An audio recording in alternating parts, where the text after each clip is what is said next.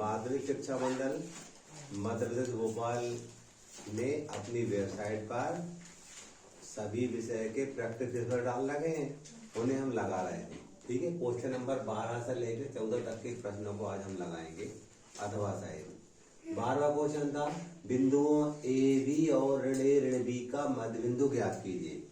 हमें मध्य बिंदु ज्ञात करने का सूत्र मालूम रहेगा तो बनेगा। करते हैं अपन अभी 12वां प्रश्न है। हम जानते हैं हमें दो बिंदु दिए, ए बी दिया है और एक माइनस ए माइनस बी दिया है। हम जानते हैं मध्य बिंदु के निर्देशांक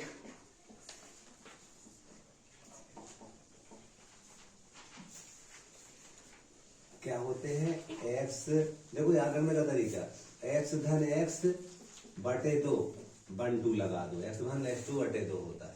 दूसरा y धन y बटे 2 1/2 लगा दो। क्लियर?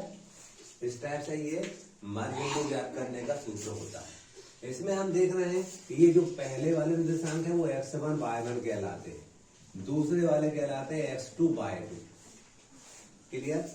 अब यहाँ मान ये फार्मूला था हमारा जो बड़े क्वेश्चन करने का सूत्र है ये हमारा। अब हम जानते हैं x1 का मान a है, धन लगाया, x2 का मान क्या है माइनस a बटे में 2 कामा, y1 का मान क्या है हमारे पास b है, धन y2 का मान क्या है माइनस b बटे में 2। क्लियर? यहाँ पर आप देखोगे धन और ऋण कट जाएंगे तो शून्य बचेगा, 0 बटे 2। ऐसे ही यहाँ पर b से b कट जाएंगे, 0 बटे 2, तो ये 0 हो जाएगा, ये भी 0, तो ये उत्तर हो गया हमारा। क्लियर? ये हमने 12वां क्वेश्चन देखा। अब 12वें का अगला और था उस बिंदु के निर्देशांक ज्ञात कीजिए जो बिंदुओं ऋण 1 7 व 4 ऋण 3 को मिलाने वाले खंड को 2:3 के अनुपात में विभाजित करता है। इसमें क्या करेंगे तब देखेंगे। यहाँ पर इसका अथवा था ये हम जानते हैं। मान लीजिए एक रेखा है, ये ए बिंदु है, ये वाला बी बिंदु है। क्लियर? इसके निर्देशांक हमारे को दिए -1 से 1, इसके दिए हमें 4 - 3। ठीक है, इसके बाद आगे चलेंगे हम। मान लीजिए बिंदु सी है हमारा, ठीक है, यह बिंदु इस रेखा को 2:3 में बांटता है, तो इस बिंदु के हमें निर्देशांक ज्ञात करना है। मान लीजिए ये बिंदु निर्देशांक x1 y1 है, इसके हमारे पास मान ले रहा है x2 y2। तो सूत्र मालूम था, ये विभाजन सूत्र कहलाता है। क्या था हमारा, देखना याद करने का तरीका मैंने पहले ही बता रखा, फिर से बता रहा हूं मैं। x बराबर आप लिखो mx धन mx बटे 2, यहाँ 1/2 लिख दो, बटे सॉरी m धन m लिख दो, यहाँ 1/2 2 1, ऐसे यहाँ 1/2। y बराबर my धन my बटे m धन m, सफिक्स में 1/2 2 1। ये मैंने याद करने का तरीका पहले बताया था कि ये विभाजन सूत्र याद करने का तरीका कैसे लिखेंगे हम। x बराबर mx धन mx बटे m धन m, 1/2 2 1 लगा दो और 1/2। ऐसे इधर y बराबर my धन my बटे m धन m, ऊपर 1/2 2 1 लगा दो। क्लियर? ये खंड से है, ये हम कहते हैं विभाजन सूत्र, हमें याद हो गया, मान कर देंगे हम। देखिएगा ये क्या है हमारा m1 है और ये क्या है हमारा m2। बड़ा इंपॉर्टेंट क्वेश्चन परीक्षा में मिलता है देखने को। ये फार्मूला बनेगा तभी बनेगा। अब x बराबर m1 कितना है 2, यहाँ गुणा लगा तो x2 कितना है, देखो x2 का मान 4 है, धन m2 कितना है 3, गुणा लगा तो x1 का मान कितना है हमारे पास ऋण 1, ऋण वाली बात है इसलिए ब्रैकेट में लिखी है। फिर क्या दिया था m1 धन m2, तो 2 धन 3। इसी टाइप से y बराबर m1 कितना है 2, बड़ी लाइन लंबी खींच ली मैंने 2, y2 कितना है -3, धन m2 कितना है 3, y1 कितना है हमारे पास 7 बटे में 2 धन 3। इस टाइप से हमने सबसे पहले सूत्र लिखा, उसके बाद मान रख दिए। आगे हम चलते हैं, देखिएगा x बराबर 4 दूनी 8, धन ऋण का ऋण 8 ऋण 3 बटे 2 और 3 5 हो गया। यहाँ पर y बराबर 2 तिया 6 ऋण 6 धन 7 तिरी 21 बटे 5। अगले पद में x बराबर 8 में 3 का 5 बचेंगे 5 बटे 5 और y बराबर 21 में 6 गए 15 बटे 5। इंपॉर्टेंट सवाल है एग्जाम में 3 या 4 नंबर देखने को मिल सकता है। ठीक है, अब x बराबर ये देखा ना 21 में से 21 रुपए हमारे पास थे 6 खर्च कर दिए 15 बचे अपनी भाषा में अपन कहेंगे। क्लियर, जैसे यहाँ पर 8 में 3 या 5 बचे। अब काटेंगे 5 एकम 5 5 एकम 5 1 आया 5 एकम 5 5 3 15 3 आया। इस टाइप से y बराबर आया हमारे पास 3। तो ये 12वें क्वेश्चन के दोनों प्रश्नों को मैंने आपको करके दिखाए हैं। क्वेश्चन नंबर 13 था हमारा, यदि साइन ए बराबर 3/4 तो cos ए और tan ए परिकलित कीजिए।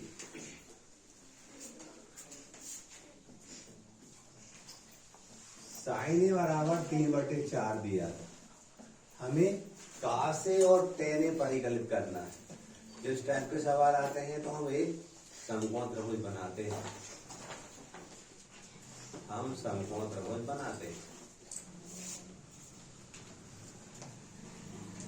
हमने एक समकोण त्रिभुज बनाया क्योंकि इस कोण की बात हो रही है, इसको मान लिया ए कोण है हमारा, ये बी है, ये सी है, ये 90 अंश का है।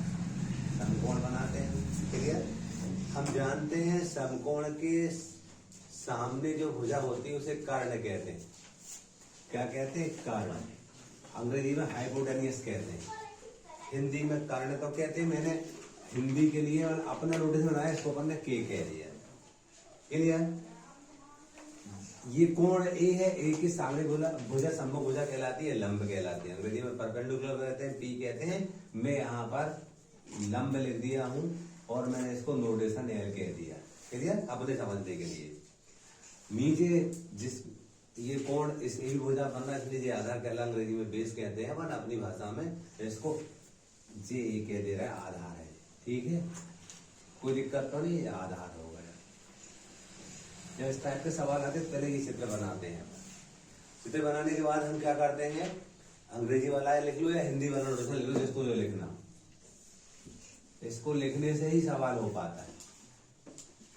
अपन ने इसको लंब कहा, इसको आधार कहा, इसको लंब कहा, ये कारण था, ये कारण था और ये आधार था। अब यहाँ साइन होता है, यहाँ कास होता है, यहाँ टेन होता है, यहाँ काट होता है, यहाँ सेक होता है, यहाँ आप देखिएगा साइन ए बराबर 3/4 दिया, साइन जी दिया, साइन लंब बटे कर्ण होता है। मैंने यहाँ पर एल बटे के लिख दिया, हिंदी में लंब बटे कर्ण भी आप लिख सकते हैं। ठीक है, अब क्या होता है, हमें क्या निकालना था सवाल में, कास ए और टेन ए निकालना था। हमें निकालना है कास ए और टेन ए। आप देखिए कॉस ए मतलब जे, ए बटे के, यानी आधार बटे कर्ण। सही है। दूसरा टेन चाहिए, टेन क्या था, एल बटे यानी लंब बटे आधार। अभी हम यहां देख रहे हैं, यानी हमें लंब का मान मालूम है और कर्ण का मालूम है, आधार नहीं मालूम है। तो इस त्रिभुज एबीसी में हम पाइथागोरस प्रमेय लगाएंगे और तीसरी भुजा ज्ञात करेंगे। हम तीसरी भुजा मालूम हो जाएगी तब यहां हम ज्ञात कर पाएंगे। तो हम लिखेंगे त्रिभुज एबीसी में पाइथागोरस प्रमेय से ये क्या होता था, कर्ण का वर्ग बराबर आधार का वर्ग धन लंब का वर्ग। ये सूत्र होता था हमारा। क्यों लगा रहे हैं, तीसरी भुजा ज्ञात करने के लिए। अब देखो कर्ण का मान कितना है, 4x माने गए अनुपात के रूप में, इसलिए x करके माना जाता है। आधार नहीं मालूम, आधार अपने को नहीं मालूम है, ये आधार का वर्ग चलने दिया, चाहो तो a का वर्ग कर दो, लेकिन आधार का वर्ग लिखो। लंब क्या है, 3x का होल स्क्वायर। ये अनुपात के रूप में दिया है तो l बराबर 3x मान रहा है और k बराबर कर्ण बराबर 4x मान रहा है। अब सॉरी यहां देखेंगे 4x का वर्ग और 4 का वर्ग करेंगे तो 16 हो जाएगा, 4 का 4 में गुणा करेंगे 16 हो जाएगा। और s की घात तो अपना यहाँ था, यहाँ पर क्या था हमारा जी आधार का वर्ग और ये 3 का वर्ग हो जाएगा 9x की घात 2। तो पक्षांतर करेंगे, संख्या एक तरफ कर लेते हैं। 16x की घात 2 यही है, इसको इधर लाएंगे तो 9x की घात 2 बराबर आधार की घात 2, इसको इधर लाए। ठीक है, 16 में से 9 कम करेंगे 7x की घात 2 बराबर आधार की घात 2। और जैसे ही हम वर्गमूल लेंगे तो करनी 7x बराबर आधार आ जाएगा। मैंने कहा था हम पहले प्रमेय के माध्यम से तीसरी भुजा ज्ञात कर लेंगे और जो अनुपात ज्ञात करना वो आसानी से ज्ञात हो जाएंगे। अब देखिए आधार का मान कितना है, करनी 7x, कर्ण का मान कितना है 4x, x से x कट जाएंगे जी हमारे, करनी 7/4 एक उत्तर होगा।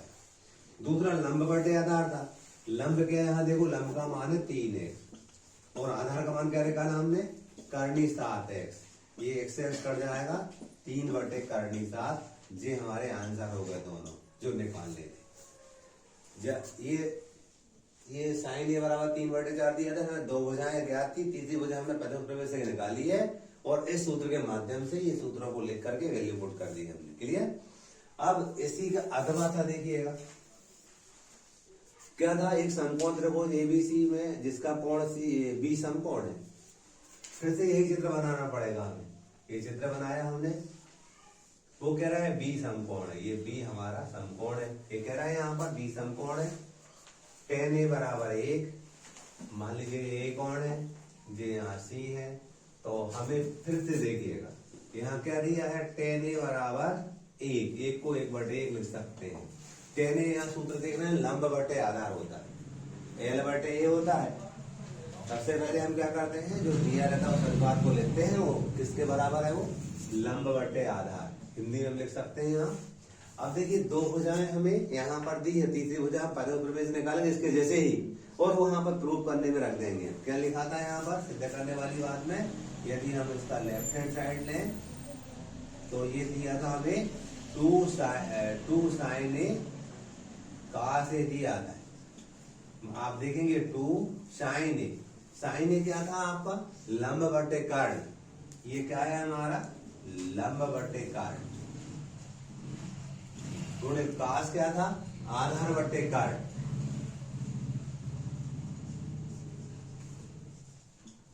अब हम देख रहे हैं हमें लंब और आधार मालूम है, कर्ण नहीं मालूम है, तो हम पाइथागोरस प्रमेय के माध्यम से कर्ण ज्ञात करेंगे।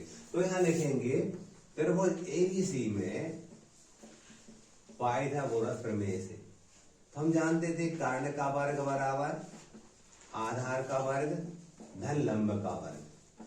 अब कर्ण का वर्ग तो हमें नहीं मालूम है, कर्ण का मान आधार का मान मालूम है 1x और लंब का मान भी 1x। x मन से लगाते मानते, अनुपात वाले बातों को मन से x मानना पड़ता है, x के कुछ भी मान लो। अब यहाँ पर देखोगे कर्ण का वर्ग बराबर 1x का वर्ग हो जाएगा, ये 1 का वर्ग तो 1 ही होता है, x का वर्ग लग जाएगा, यहाँ पर भी 1x का वर्ग, तो कर्ण का वर्ग बराबर 1 और 1 2x की घात 2। जैसे कि हम कर्ण का लिखेंगे यहाँ तो करनी 2x आ जाएगा, करनी 2x आ जाएगा। क्लियर। अगले पद में देखिएगा 2 गुणित लंब का मान कितना हमारे पास 1x, कर्ण का मान कितना है करनी 2x, गुणित आधार का मान कितना है, आप देखो आधार का मान भी 1x है और कर्ण का मान है करनी 2x। आप देखोगे x से x कट गया, ये x से x कट गया, ऊपर 2 एकम 2 आ गया, जी 2 ही आया, और करनी 2 से गुणा करेंगे करनी 4 आएगा। हमें मालूम है 4 का वर्ग जो वर्गमूल लेते हैं वो 2 आता है, हमने यहाँ लिखा 2/2 और 2/2 को भाग देंगे 1 आएगा, यही आ रहा है। जैसे देखिए हमें 1 लाना था हल करके, 1 आ गया। क्लियर। इस टाइप से आप देखो दोनों ही सवाल एक जैसे ही है, बस संख्याओं में अंतर है और दूसरी बात ज्ञात करना है हमें। ये इस टाइप के सवाल परीक्षा में जरूर देखने को मिलते हैं 2-3 नंबर में, है ना। तो कुछ नहीं होता है, हमें 2 भुजाओं के मान दिए रहते हैं, तीसरी भुजा निकालनी पड़ती है पाइथागोरस प्रमेय के माध्यम से, और जो भी ज्ञात करना वो आसानी से ज्ञात हो जाते हैं। ठीक है।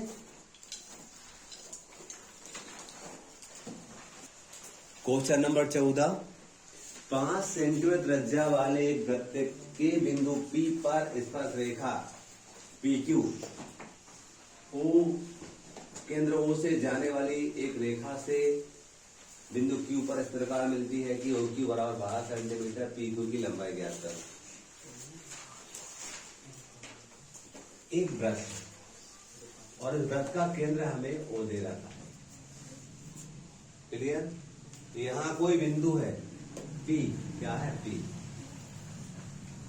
त्रिज्या दी है हमें कितनी इसकी 5 सेंटीमीटर, ये त्रिज्या का 5 सेंटीमीटर दिया है। इससे 12 सेंटीमीटर दूरी पर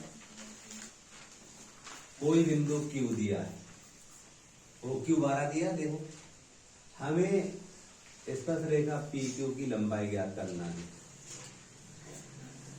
इसकी लंबाई ज्ञात कर, इसकी लंबाई को हम x मान ले रहे। क्लियर? हमें मालूम था स्पर्श रेखा त्रिज्या पर लंब होती है।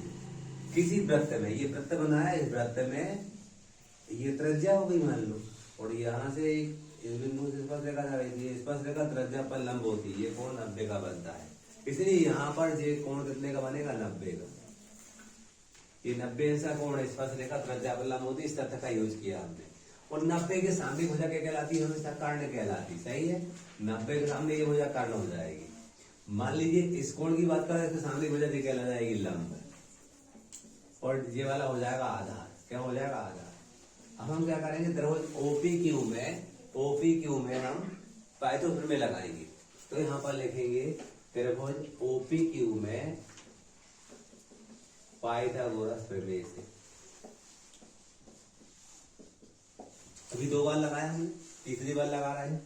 कर्ण का वर्ग बराबर आधार का वर्ग धन लंब का वर्ग। कर्ण क्या है? देखो आप 12 है, तो 12 का वर्ग बराबर आधार क्या है हमारे पास? x है, और लंब क्या है हमारे पास? 5 है। 12 का वर्ग का मतलब क्या हुआ? 12 वर्ग का मतलब हुआ 12 गुणित 12, और 12 12 144 होते हैं। क्लियर? तो यहाँ 144 लिख दिया, s की घात 2, और 5 का वर्ग कितना होता? 25। 5 पंजे 25। 5 का वर्ग का मतलब होता है 5 गुणित 5, यानी 5 पंजे 25।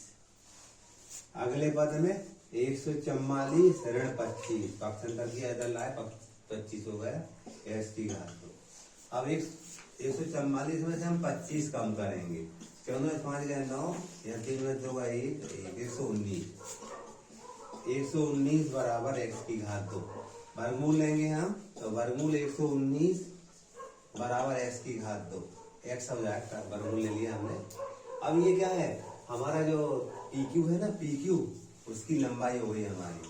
वर्गमूल 119 सेंटीमीटर में है, तो सेंटीमीटर हम लिखेंगे। ये हमारा उत्तर हो। PQ क्यों लिखा हमने? x का मान PQ तो है हमारा। क्लियर? इस टाइप से हमारा क्वेश्चन नंबर 14 पूरा हो जाता है।